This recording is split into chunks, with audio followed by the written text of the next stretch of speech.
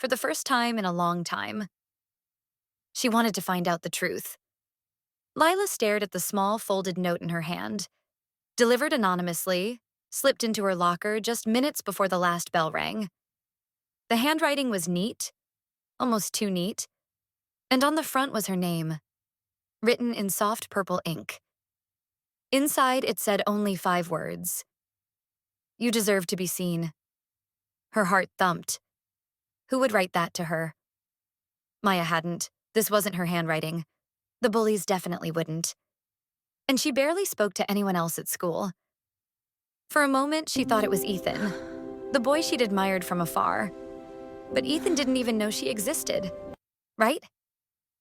She folded the note and slipped it into her pocket.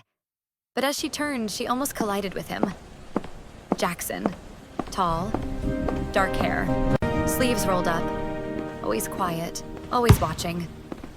He looked down at her with an unreadable expression. "Drop something?" he asked.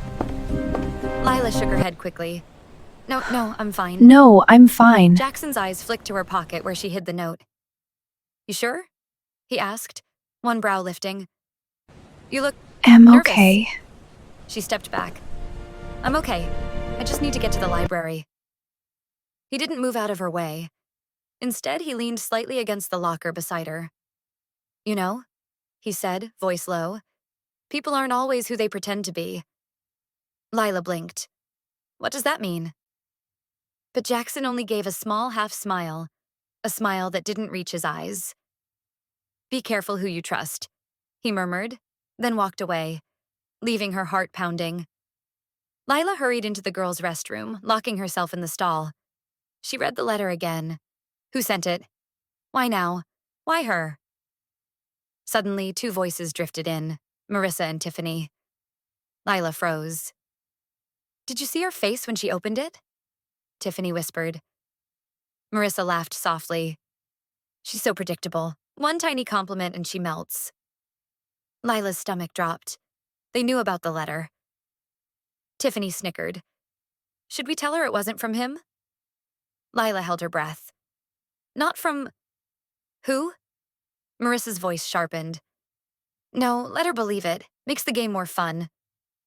Lila felt the world tilt. A setup. A trap. A joke. Her chest tightened, embarrassment burning her cheeks. The letter wasn't real. It wasn't sweet. It wasn't magical. It was a weapon.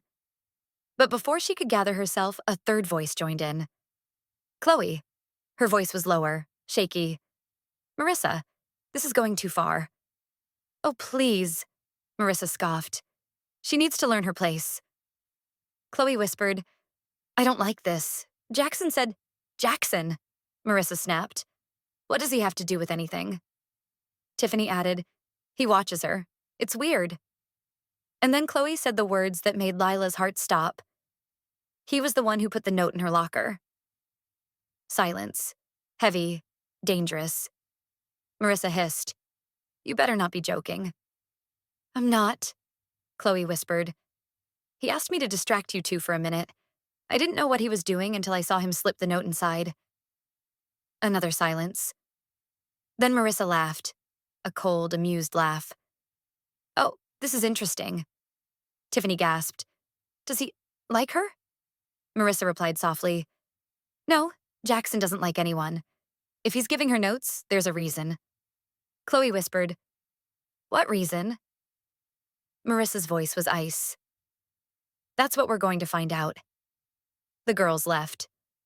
Lila stayed frozen in the stall, heart pounding in her ears. So the letter wasn't from the bullies. It wasn't a prank. It was from Jaxon. But why? What did he want? And why was he warning her? Lila stepped out of the bathroom, hands trembling. For the first time in her life, she didn't know if she should feel excited or terrified. Because Jaxon wasn't just a guy in her school. He was someone with secrets. And now, those secrets involved her. To be continued.